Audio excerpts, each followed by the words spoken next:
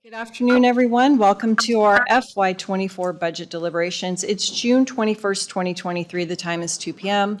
I'm calling this meeting to order. In attendance are Commissioners Brooks, Duncan, and Matari. Are there any changes to the agenda? Okay, hearing none. Number one is continuation of FY24 budget brief, C budget, and this is capital expenses, and we will probably do all three interchangeably as the course leads us through. But Finance Director Falcon, are you good with starting with item C? Yes. Okay, take it away. Brandy Falcon for the record. So first of all, we'll just start quickly with the preliminary summary. Based off of the board direction last week to incorporate the 4.5% COLA, I've updated this. I made some tweaks to some other revenue streams that needed to be made. Currently, with a 3% tax increase, we are 13,000 in the hole, you could say, so behind. So that's where we are sitting right now. I'm going to move into the CapEx summary quickly. So we've talked about how we probably want to use about $2 million in one-time expenses to offset the $2 million bump we're getting this year in interest revenue. To do that, we're going to need to fund a couple of more capital requests with property tax instead of fund balance. So I went through and I highlighted in like this orangish color some of the requests that I am recommending we use property tax for in order to hit the $2 million mark in levying for one-time expenses. So if you are all okay with that, I'll just go ahead and make those changes. If you want to discuss further, what are your thoughts? I'm okay with the items being reassigned from fund balance to the one-time property tax. Okay. However, the district court one, that one I'm still, what is the downside if we use part of the 2 million one-time versus the district court funds? So if we use the district court funds instead, I would just try to go back and find another 400,000 in here to levy for, which would be those funds that are restricted, like the sewer. You know, we don't want to use property tax for the Harsba sewer project. So I don't know if I'll be able to come up with another 400,000, honestly. So I think, though, that this district court budget can still be used towards the new expansion. Yes, So it might if you even don't be a good thing. Yes, so you Okay. would be reserving that restricted Fund 11 money that you could use towards the new justice building. Okay. Then I guess I would say keep that in as part of the 2 million one-time. Thoughts? Well, what Brandy had suggested, I agree with, Okay. so. Perfect, okay. I'm gonna move into B budget. Again, this is extremely detailed. We talked about this at the budget kickoff, you know, the best time to delve into this in detail is during individual meetings, but again, I'm not gonna go through the non-capital or OpEx summaries in detail just because they are so detailed, but I'm open to discussions if there are specific cuts that you all have looked at and would like to make. I do. I have a list of cuts. Okay. So I will, unfortunately, it's going to be all over the place because I've been collecting my notes and have not alphabetized them. So I will go ahead and start with page 1. And some of these are not cuts. Some are just questions, though. So I'll start with community development. And Dave, if you want to come right up here, David.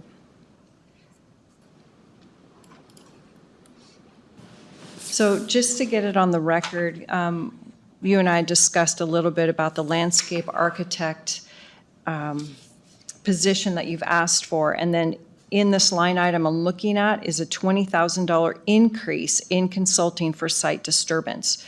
So if the landscape architect position, which is really an engineer position that you're asking for, that's true. would that line item be able to be reduced? I thought so, but let me check. Oh, yes. Okay. Yes. Okay. Back down to 2023. Okay, back down to 2023. So I don't know that we can reduce it right now unless I have a commitment from another commissioner to say we're going to fund the landscape architect / engineer. I say we fund it. Okay. I think it's, Okay, so then I think we can take that back down $20,000. So this is what line item again? I have a GL code of 10.1.020.3, so it's community development ops. And Unfortunately, are you looking at the OpEx summary? I am. Oh, okay, and is it the consulting? Yes. Oh, the 20,000, I see. For site For site disturbance. disturbance. Yep. So reduce consulting by 20,000, Yeah. okay. Okay, thank you. All right, so.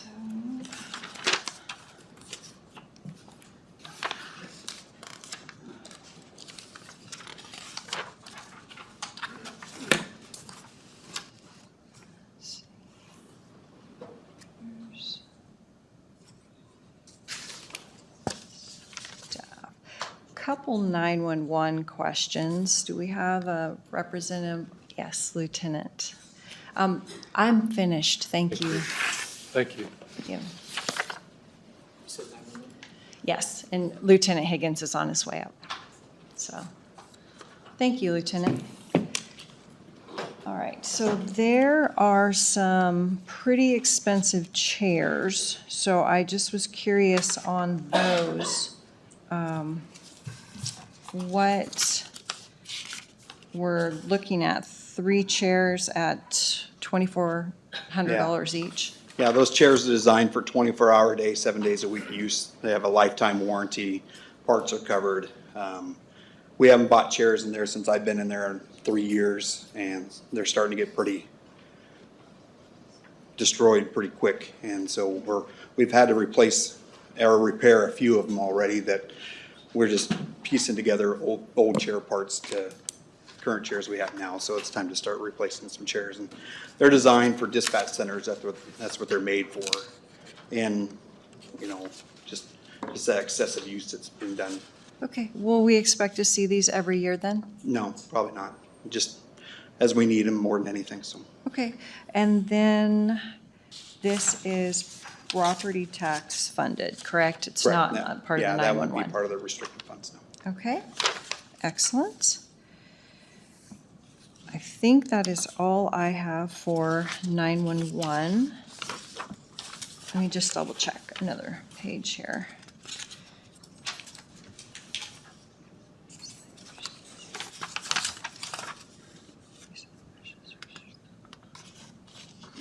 Yes, thank you. And please, if you guys have any questions, jump in. So I'm just going through my list.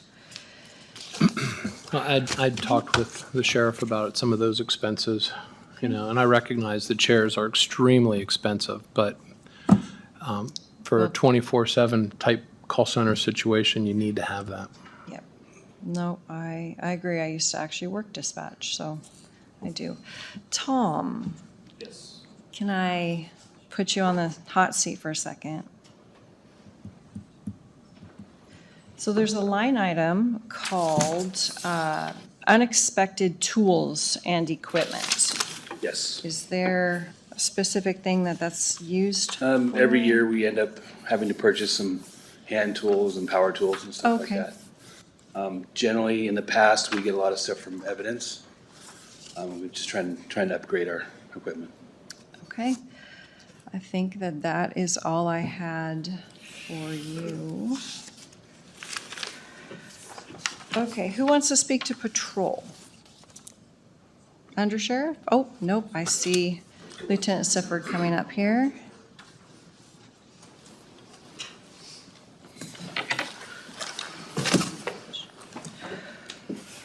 So I've got some chairs here, and I was wondering if moving to Kootenai Electric, would we still need to purchase the $2,000 in chairs? Those are your watch commander chairs. For patrol sergeants and patrol admin. I don't know if we'll need extra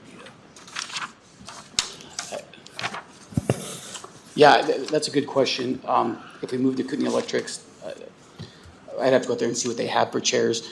And when would that move take place? The current chairs that are in there are destroyed. They haven't been replaced in several years. So they're in desperate need right now. If that move is a for sure thing and it's going, that could potentially be taken out. But again, we'd have to do an inventory and see what they have up there. Yeah, and I have a question on that. Because, if the sheriff's office moves up to Kootenai Electric, I believe a lot of furniture is going to be left there. Almost all the I Yeah. think all the furniture pretty much is going to be left up except for the training room. So then the question becomes, are you going to leave furniture at the current office? And if so, what would you be leaving? Because if we bought the chairs, I guess they could still be used if they were left there. The question is, how badly do you need them? If we don't purchase the chairs, what we're leaving is terrible chairs for the next person. Yeah. Right, but right now I don't have somebody to take over 15,000 square feet. So I don't know what chairs and stuff we'll need, but. And as you stated, this relies upon whether the decision is made to move, because we are in fact taking over quite a bit of furniture that is pre-existing up there, which is in good shape. So once that determination is made, then as Lieutenant Sifford said, we can make an evaluation of if in fact we need a couple more, depending on the amount we have currently at our present location, and then move from there. I guess there's a little confusion, Robert Norris, a little confusion because last week we thought we were likely moving. Then after yesterday's meeting, it appears that we're in some sort of a state of not moving. So kind of not sure where the board is on putting the sheriff's office. Oh, we're going forward with it. The money for design has been approved.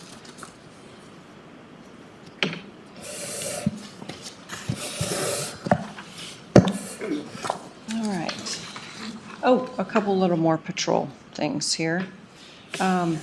Just curious, for machine rifle suppressors, does patrol carry those, or is this for some training, or what? We've got just about 5,000 in suppressors. Lieutenant Howe, can you speak to that? Was Lieutenant Howe here? The suppressors? Yes. Come on. Are you able to speak to the suppressors? What was the question? Commissioner, if you restate that. Oh, sorry. There's, Yeah, we're transitioning all our patrol rifles to suppressed rifles. So it will be new purchases to go with rifles or to equip the rifles that we already have. okay. And is there, what would be the benefit to having a suppressed rifle that patrol's carrying? The benefit is if we get into a shooting, we're not paying for, or workers' comp for ear injuries for the officers, deputies involved. Okay. Ammunition. So we had 113,000 in FY23, and only 20,000's been spent. This was as of May 31st on this, and then FY24 is 93,000. So where are we looking with ability to get ammunition and prices? Speaking from the past, Commissioner, I know we're catching up from the COVID faults in regards to being able to gain ammunition. So with that, we've now catching up and getting our shipments somewhat not 18 months after the fact, but we're still pushing on for forward, trying to project out that we're going to need ammunition for the department for training purposes going forward. So that's why the projection was made. Okay.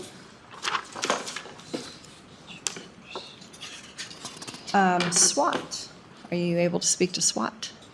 Lieutenant Heil, or I'm sorry, Captain Heil, forgive me. Captain, you're going to get your steps in. Chair. And it's really, I don't have much more after this, so. Night vision scope, how many, how many night vision scopes does SWAT need, and do you anticipate purchasing them every year? We need a total of 4 between the city of Coeur d'Alene and the sheriff's office. We have 3, and as soon as we purchase the last one, until we add another sniper, they're for our snipers specifically, until we add a sniper and another gun, we won't need another one. Okay, so the FY24 one in the budget will be the 4th? Correct. Okay, excellent, thank you.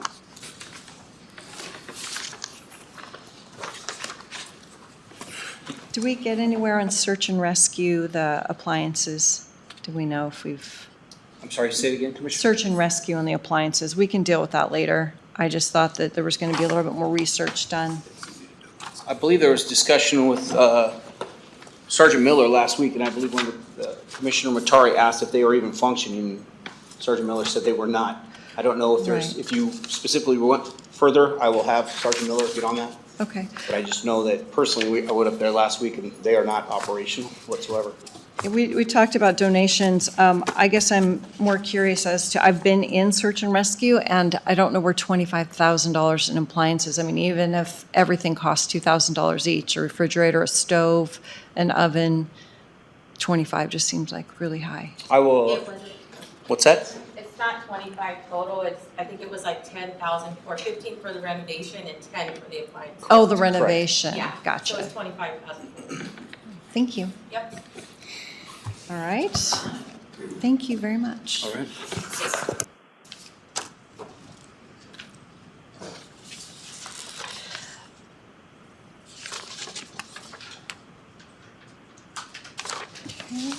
Bob, if these guys work out anymore, we're gonna need a much wider table. Order one then. All right, so some other items that I am looking at and I want to bring up to my co-commissioners are chambers of commerce. We have direct authority over the unincorporated areas in Kootenai County. We do not have any authority inside the cities. So I am curious as to, and I do not have the history on this, why or what benefit do the unincorporated citizens get for the commissioners to belong to the Chamber of Commerce? Is this part of the community services? Yes. Okay, Sorry, Brandy. it's okay. Should tell you where I'm going. I think we do, because the politics doesn't stop at one place and begin at another.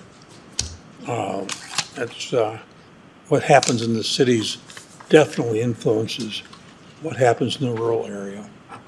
And to not be a part of that kind of abdicates our interest in it. And it's like the rural areas be damned, or vice versa, and it shouldn't be that way. Okay, Bruce? Well, the folks in the city, I mean, they do pay county taxes. So, I mean, they are our constituents. You know, depending upon how much we want to spend, I think could be a discussion. As far as just completely ignoring them, I think that if we completely ignored them, I'm not so sure that that would serve us well as far as just being in front of people. You know, we do the state of the county there. I wish we did the state of the county in a you know, in one place for everybody as opposed to just there. But it really comes down to, you know, just how much are we spending? I mean, typically these things are, what, a few $100 a year or something for a membership? You know, if we're spending more than that, I think that might be an issue. You know, if we're into the thousands. About $1,200, that- plus meals, so about $1,800. With all of meals. them? Yes, So the three different ones? yeah. So I don't look at it as ignoring the citizens. I mean, the chambers are special interest groups. So should we be part of more special interest groups throughout the county? Well, as far as the national chamber goes, you know, I would completely agree with you. You know, as far as the local, when you say special interest, can you kind of elaborate on, you know, where their special interests lay? Well, focused on the business community, which there's nothing wrong with it. I'm just trying to get the unincorporated citizens, you know, what level of service are they getting from them? And then the, you know, running ads to endorse political issues, which they absolutely have a right to do, but do we want to spend county taxpayer dollars on the chamber when they are a group? Well, I agree, we shouldn't be giving taxpayer dollars to entities that are paying for political advertisements. That, I don't think, would be a good use of the money.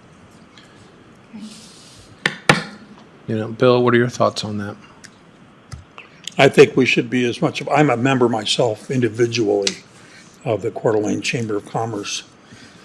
And I don't see myself as representing the city or city voters.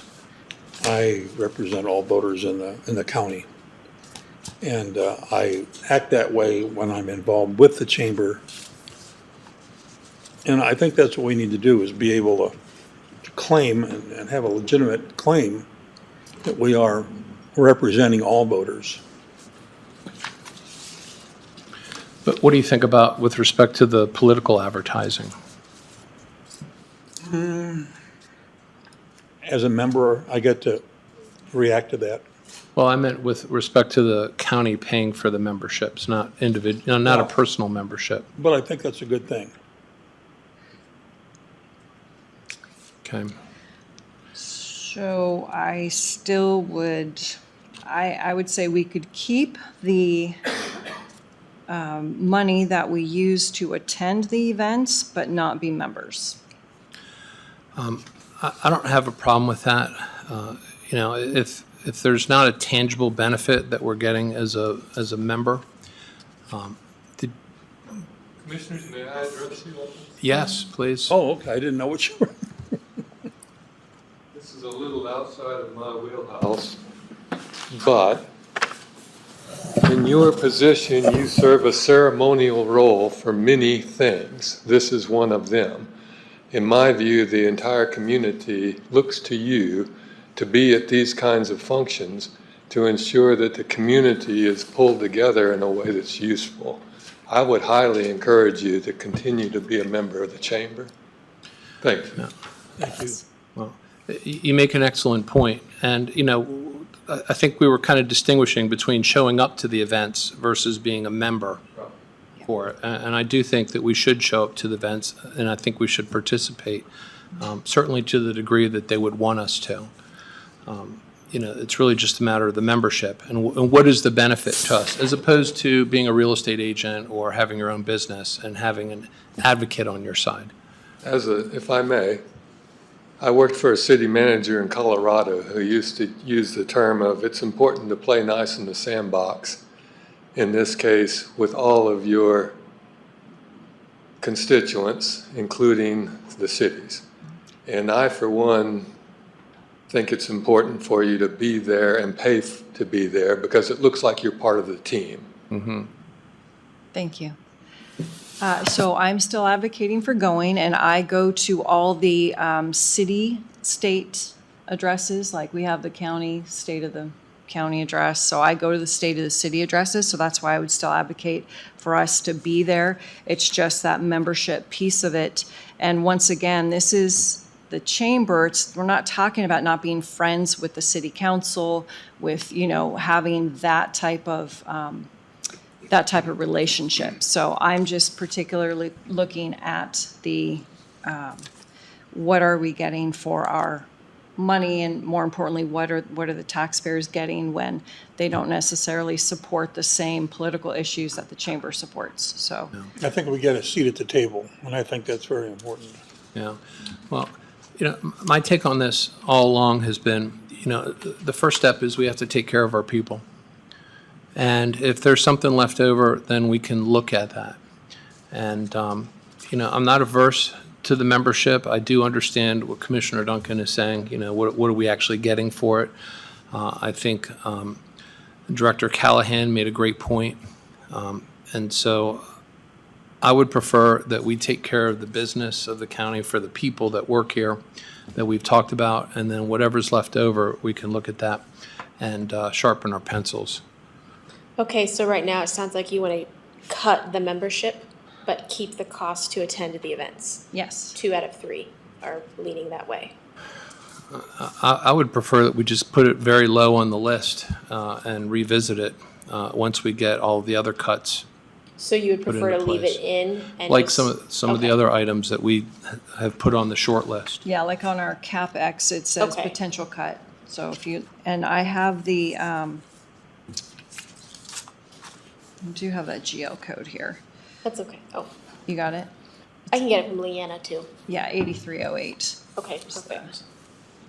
Okay. Anything further? Well, I have 2 more B budget items that I want to address, but for any further discussion from you guys on specific things? Yes. We need to address the assessor and XTR. Yes, that was on my list. And then Museum of North Idaho is $20,000. Again, where I look is not that they don't serve the community well, but once again, it's $20,000. Is that the role of the government to provide a private organization with taxpayer dollars? So just for discussion. Well, again, the priority is our state mandated services. We must do that first, then take care of our people. This is a short list item in my book. Whatever's left over, we can really have a serious debate. I agree. I mean, when we take taxpayers' money, I feel if they wanted to support the nonprofit, they would do that with their dollars. But I used to work for a nonprofit, and it was always a education for people who came new. We don't donate to other nonprofits, not because we don't like them or don't agree with them, but because they're nonprofits. And the dollars that we get are dollars that nonprofit, if they need it, should have been out there raising. And people don't approve. Maybe I don't agree with that. I mean, the Museum of North Idaho is really something that I can get behind. But Okay, I'll add that to the short list or the potential cuts. Yeah. Did you want to do any discussion over what you have budgeted for community support services this year? Those were my notes, so I don't know if anybody else had anything in their notes. That was all I was mostly Okay, concerned about. it was the 5,000 to the animal damage. Do you want me to read them off? I know it's hard to read up on the screen. Okay, do you want me to read them? Sure.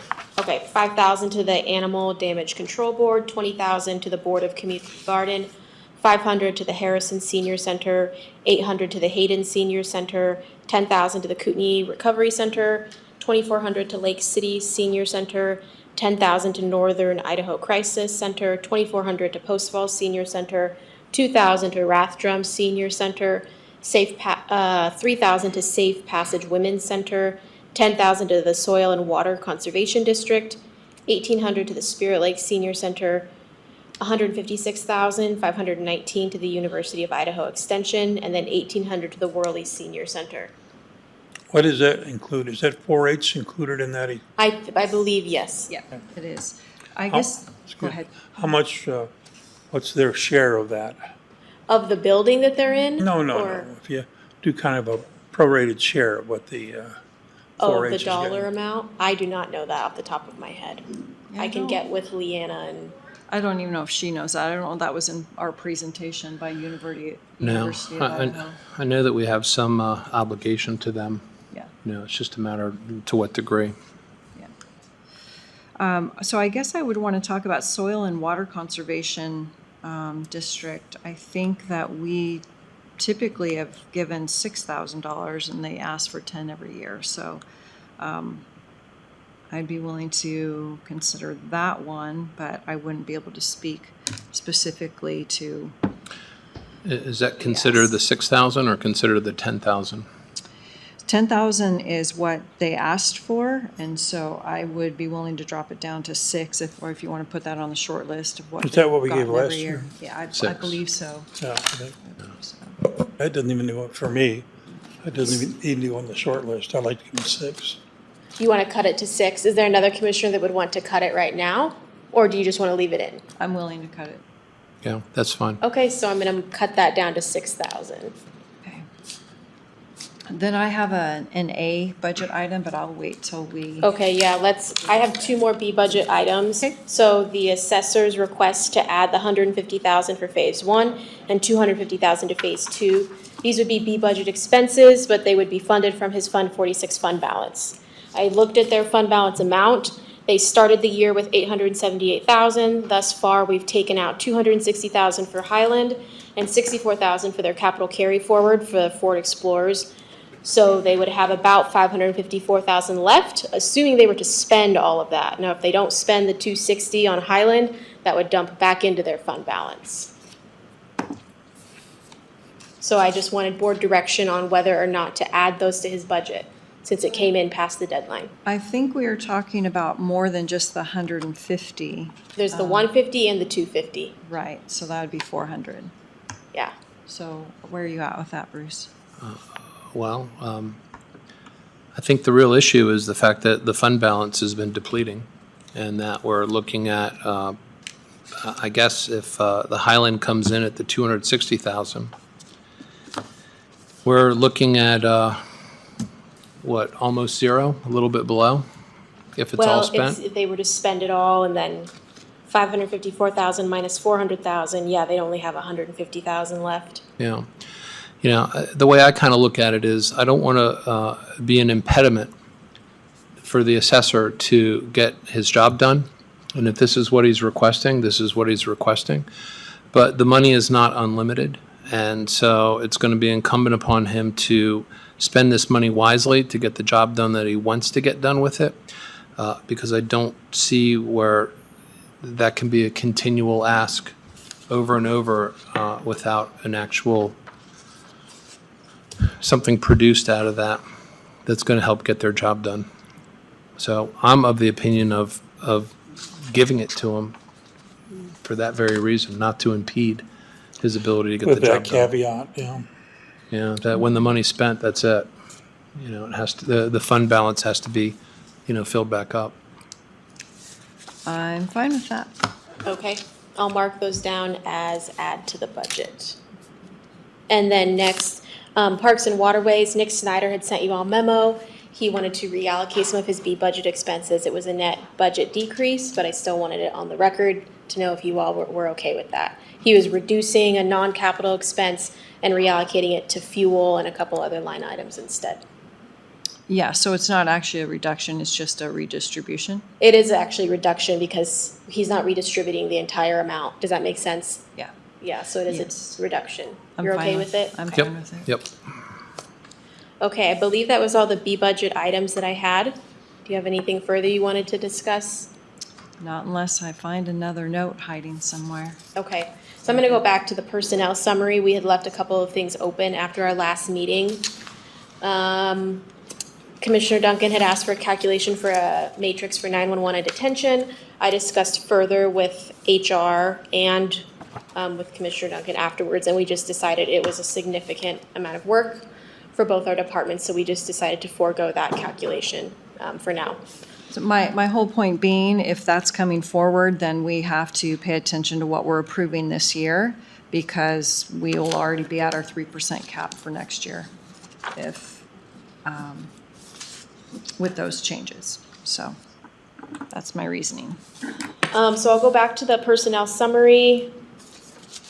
We had marked the customer service tech for the assessor as a potential cut. We were waiting on metrics from the assessor. So all the assessor's requests, we just said, wait for Commissioner Matari to discuss with the assessor. Do you have anything on that, or do you need more time? I'm actually waiting on the assessor to Okay, well- get a meeting date set up, so. Okay, I'm gonna leave those then. And are we still on hold for the Hayden positions?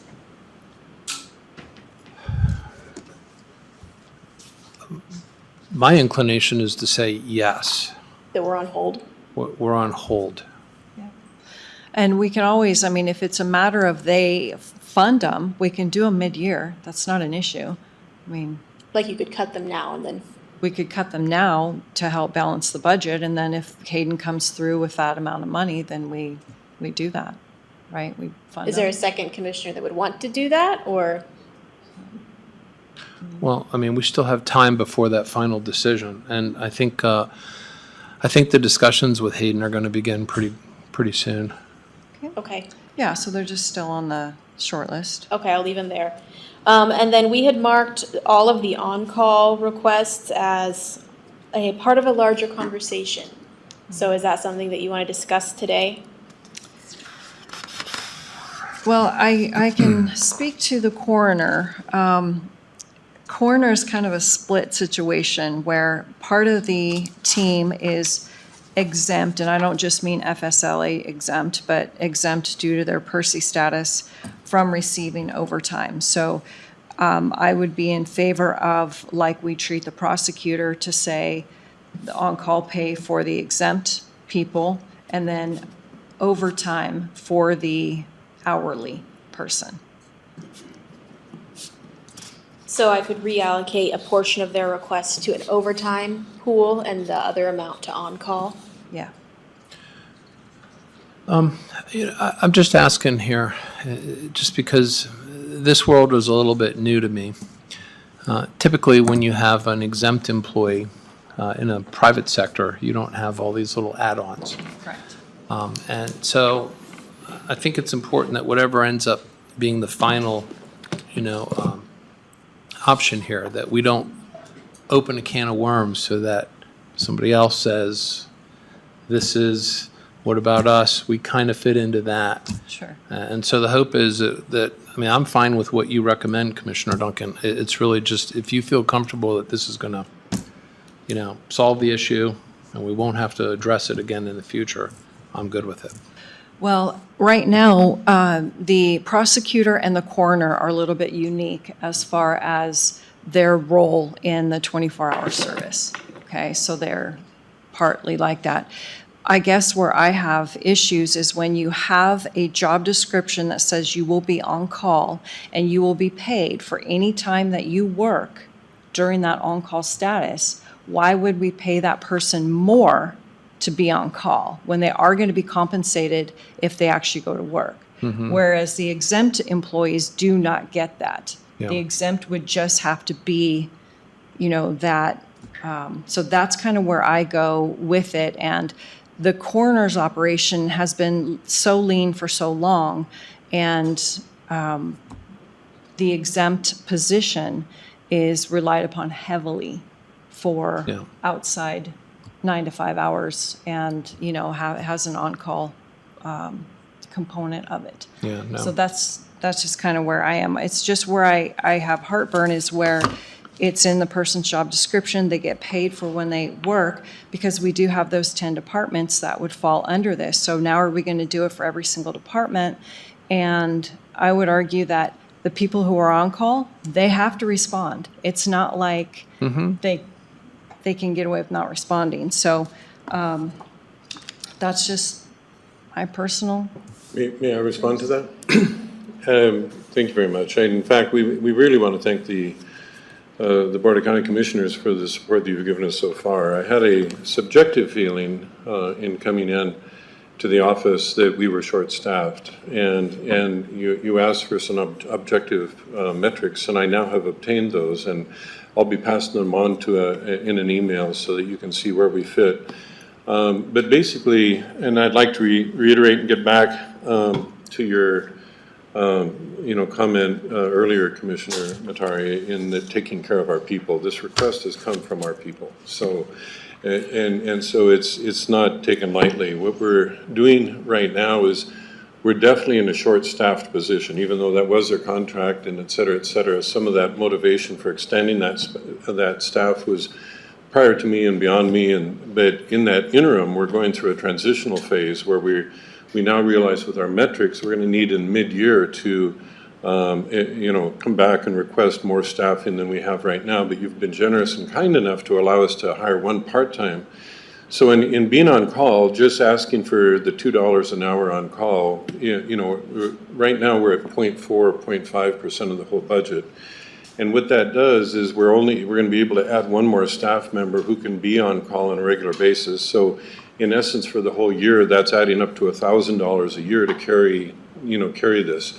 In the future, when we're fully staffed and we are fully competent as far as timing is concerned and stress on the staff, then the need perhaps won't be as great. But we are one of the two departments that are required by law to be there in a specific time period, and it's our staff that are calling in investigators. It's our staff very commonly, and our staff that is taking the pictures during the investigation. So it's not as if they can say, well, we'll do this tomorrow or we'll do this whatever. It's 3 a.m. It's So are you birthdays, arguing holidays, against the whole bit. are you arguing against what I suggested?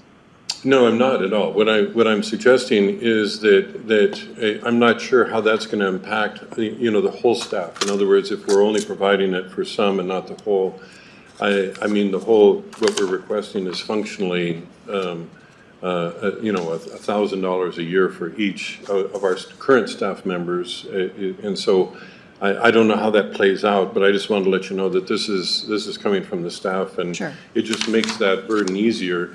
And that even though they contractually may have done that as far as on-call, but it's been a definite burden on our smaller staff, and until we grow, it would really help tremendously. Right, and so you have one more position to fill, is that right?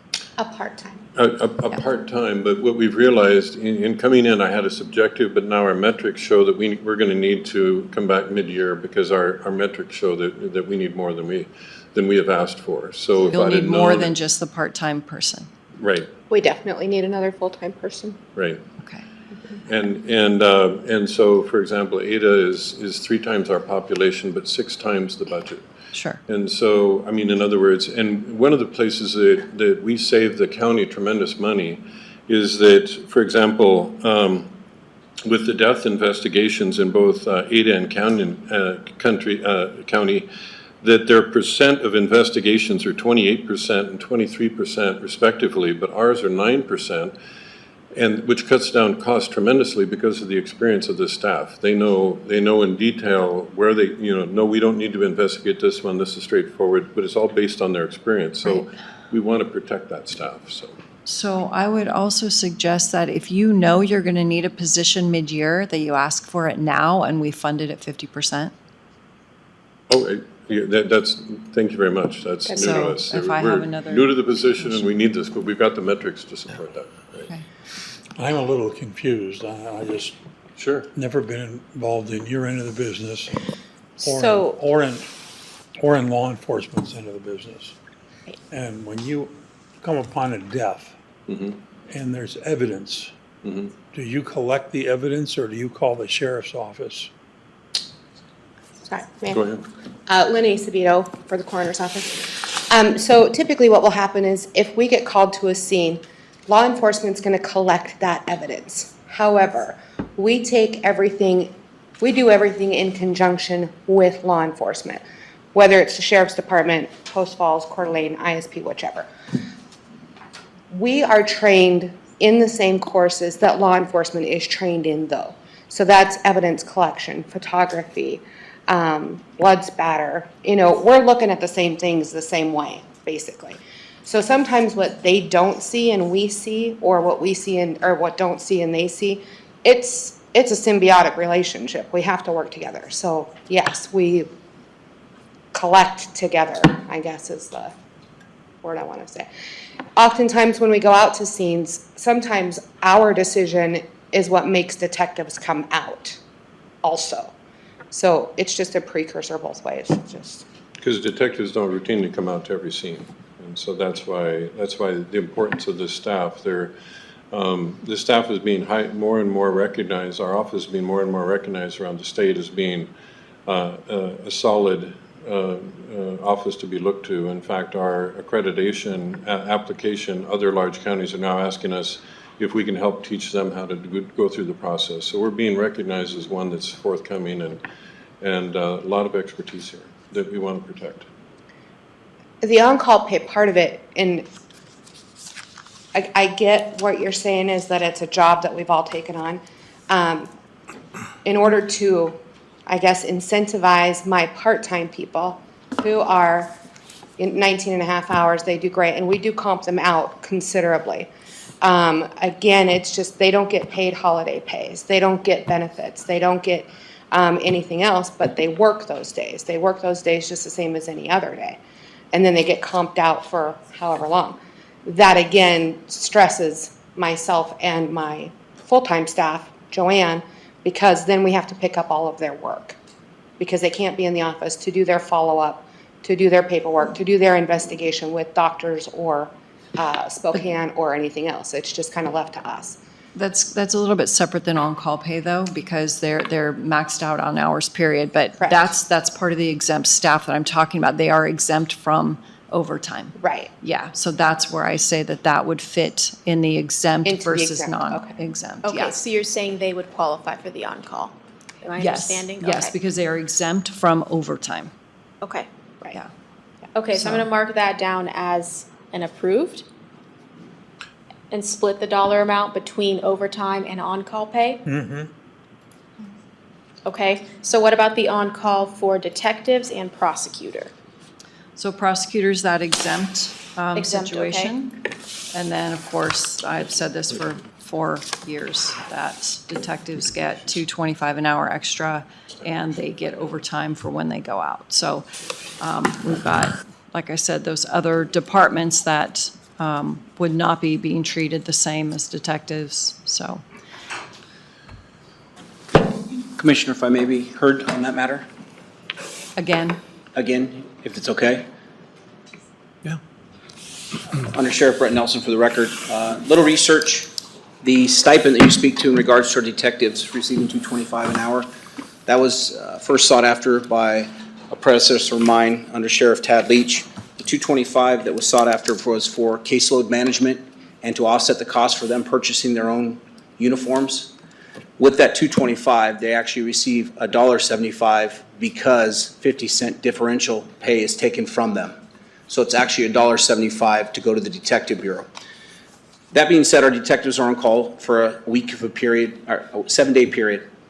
So they're getting paid the extra on-call pay to work, if you will be on call, the 14 hours they are not working their 10-hour shift, and then the 24-hour periods on Saturday and Sunday.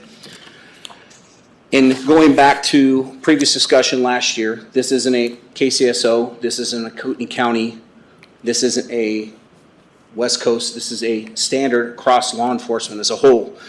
A little research found the Idaho Division of Human Resources Executive Branch statewide policy in regards to on-call individuals, and in it, which was revised on April of 2022, it states, employees that are on call are expected to A, carry an agency-approved communication device, respond to calls within a certain time frame required by the agency, be available to work when called upon, be confined to a limited geographical area while on call, and remain in a condition fit for duty, free from impairment while on call. In comparison to our local jurisdictions, our local agencies, the $2 an hour that our detectives currently are being paid, that's in pale comparison to the local constituents. Post Falls Police Department, they receive a base wage of $2 per hour for being a detective, and then they get paid $45 a day for every day they're on call, flat rate. Again, our detectives will be getting paid 12 of the 14 hours they're not at work for being on call, and then 24 hours for Saturday and Sunday, that including the 6 hours between midnight on Sunday night and 6 a.m. on Monday. That's not covered in that on-call period. Per government requirements, law enforcement being an agent of the government, in this sense the county, we're required, much like the coroner's office, to respond to a crime scene within a certain period of time, to preserve the crime scene, contain it, collect, maintain control of the evidence, and book it in a professional manner to establish chain of custody. If that is not done, the liability falls back upon the government agent and or agency, which in turn could, one, deteriorate prosecution of a criminal, but more importantly, falsely accuse or convict a person who was, based on the lack of evidence or the loss of evidence that was not contained, preserved, and booked during that certain period of time. Understanding the holistic approach that the county may want to approach in regards to the on-call pay, twofold that I ask, since this is the second time that I've championed for it, that we as a county look to establishing a policy so that each year we're not coming back individuals, but we can possibly look to taking a holistic approach on who does and who doesn't need that. But going back to the government requires, and specifically the rules of evidence within law enforcement, I don't think we want to put the county, much less the detectives, at a point of liability for failing to preserve, collect, and book the evidence necessary at a crime scene, which in turn could deteriorate our ability to effectively and efficiently do our job. Are detectives assigned, or is this something that they put in for? Is this a mandatory? It's rotational. So working around their vacations and everyone else, everyone steps up at various points throughout the year for that week-long period of rotational on-call. So if somebody wants to be detective, they just get to be a detective? Different. You guys are talking apples and oranges. So when they're selected, there's a testing process, you're selected to go to Detective Bureau. So they volunteer for this position, then they're selected? Yes, you test for it. So correct. they understand the confines and the requirements of the assignment? Yes. Okay. Thank you. I'd like to learn more about how this works. This is new to me, so I wouldn't mind being able to spend some time listening and understanding how that works. But I do kind of agree that there does need to be a holistic policy for the county, and these positions are defined, and when we make that decision, we can kind of bank on that being, what it is.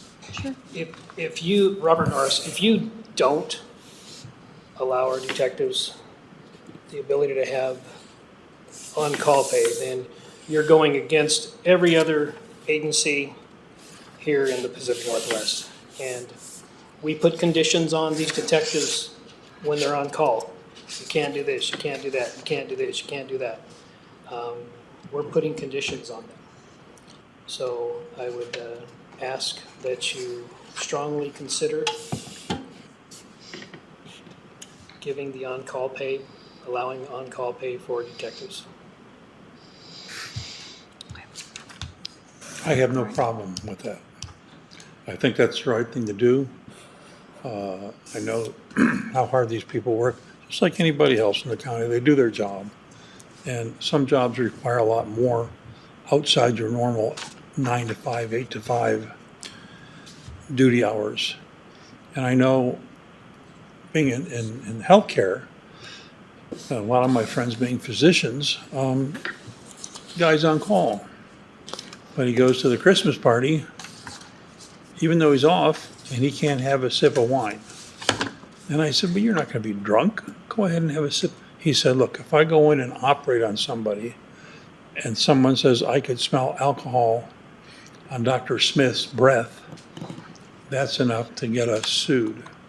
So I can't do it. I mean, I could, but I don't do it.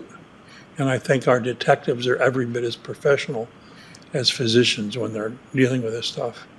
When a deputy sheriff accepts an assignment, a special duty assignment, there is effort, there's personal money that's involved above and beyond that minimum that's required to be certified in that particular position.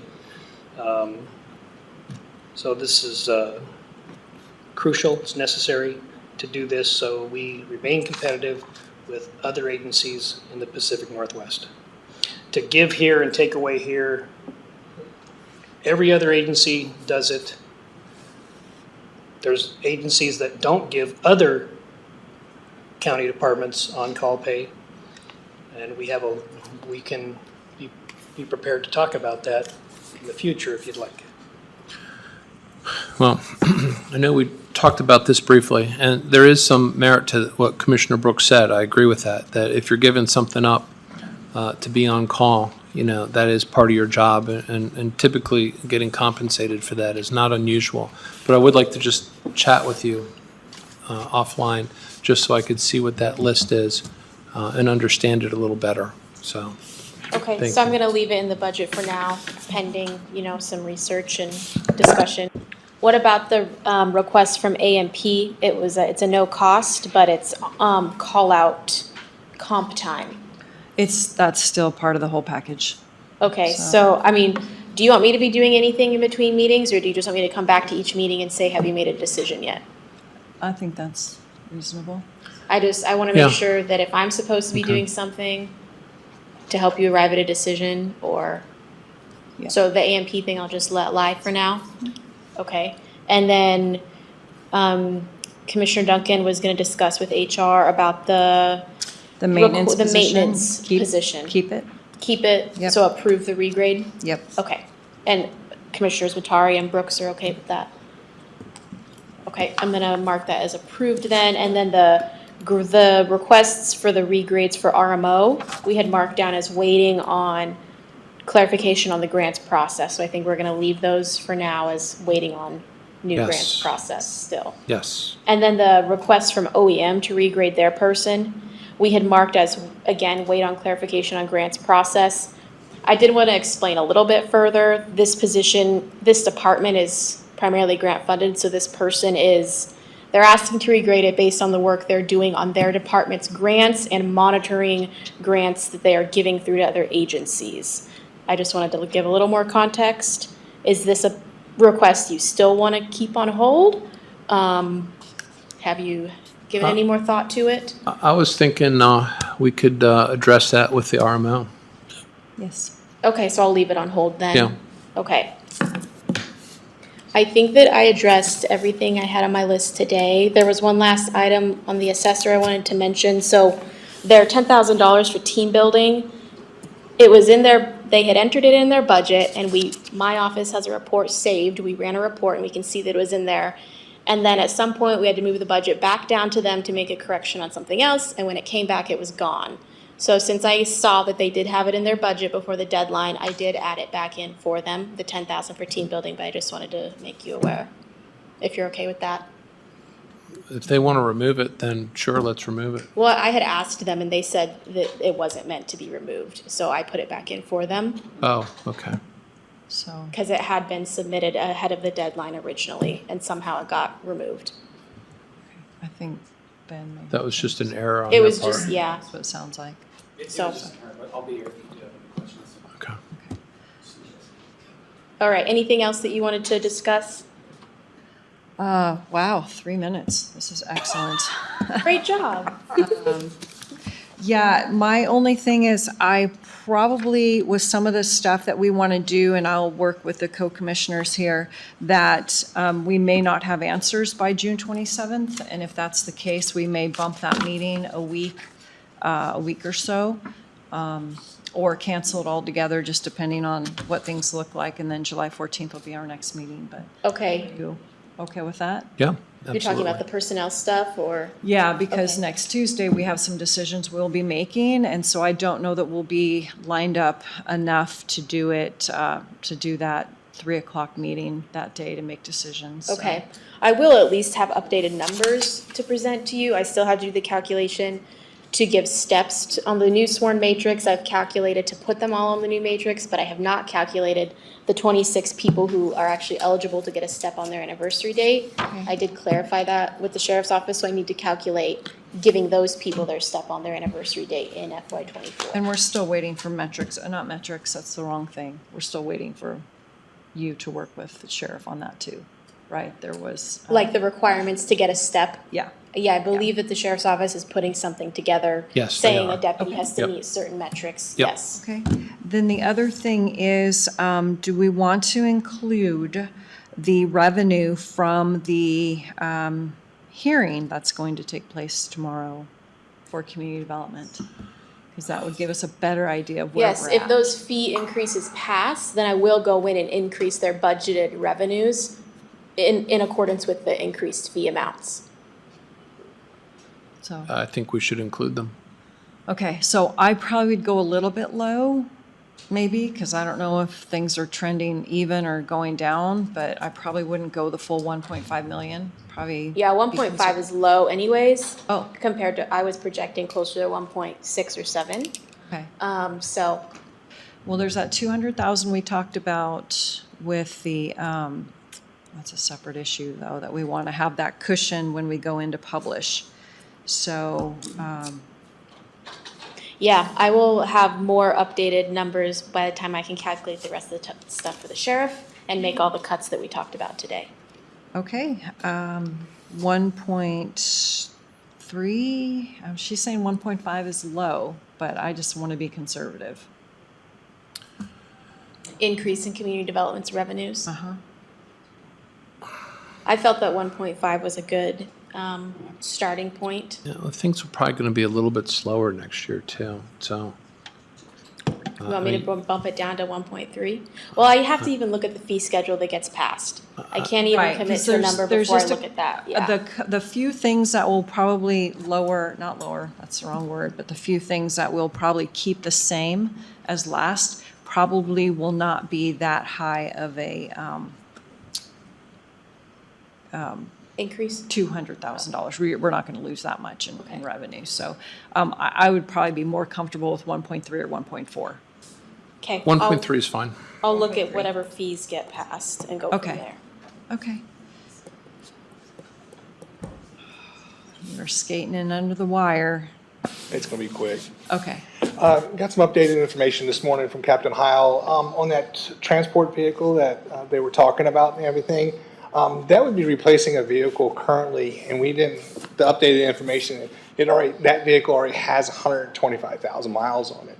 So it's the third, you were thinking last time they got 2 new vans. This is replacing a third van that has already 125,000. And the vans are more specialized in the area. And then Captain Heil, I would like to turn the floor over to him. And I just wanted to get that information forward, because if we're going to be out for a couple of weeks, I just wanted you guys to have this information about the C budget. So I'll turn the floor over to Captain Heil. So, on that van, and doing the research on it, with the diesel heavy-duty F450 chassis, Ford Motor Company recommends that it can have a lifespan of 300,000 miles, obviously properly maintained. And talking to Keith, he would support that as well. So essentially, we would double, triple the life of the van. If we're putting 80,000 miles on it a year, we could get more years out of it. And then, as explained before, the box on the back can be taken off and purchased, the chassis cheaper. And there's a 15-month build out on it right now. So if we started now, we'd only have to put a portion of the money down out of this budget year that we're preparing, and then we'd have to prepare the rest out of the next budget year. So maybe do 50-50? Yeah, something like that. Okay. Yes, ma'am. Do you have pictures? Not on me. Well, I'm sorry. I don't need pictures right now today. We're gonna be ready for it. But if you could, Send them to you. yes, like when we talked about the patrol trucks, It looks like a large ambulance with Yeah. seats in it, Okay. basically. Perfect. And I just want you guys, because the mileage thing and the years, and financially, I think it's a lot smarter to do, because it's replacing a vehicle and it's going to last at 250 to 300,000 miles on it. So it's going to be replaced next year anyways. Okay. So I just wanted to kind of bring that forward, because that was the information that was brought forward this morning to me. Thank you. Okay. Thank you. All right. 3:02, meeting adjourned. Thank you all. Not bad. Thank you. Yeah.